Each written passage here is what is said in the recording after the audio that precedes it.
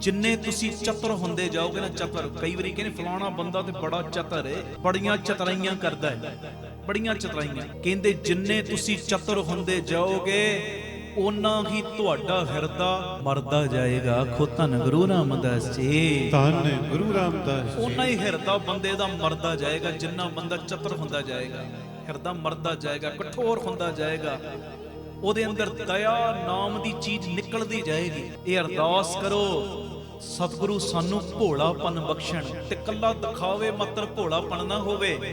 ਜੀ ਅਸੀਂ ਤੇ ਭੋਲੇ ਭਾ ਸਾਰੇ ਕੰਮ ਕਰਦੇ ਆਂ, ਅਸਲੀਅਤ ਦੇ ਵਿੱਚ ਅੰਦਰੋਂ ਭੋਲਾਪਨ ਹੋਵੇ, ਤੇ ਉਸ ਭੋਲੇਪਨ ਦੇ ਉੱਤੇ ਫਿਰ ਗੁਰੂ ਰਾਮਦਾਸ ਬਾਬਾ ਦੀਪ ਸਿੰਘ ਰੀਝਦੇ ਨੇ।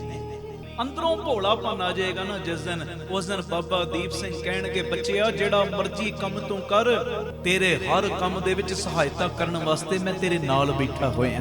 ਆਖੋ ਧੰਨ ਗੁਰੂ ਰਾਮਦਾਸ ਜੀ।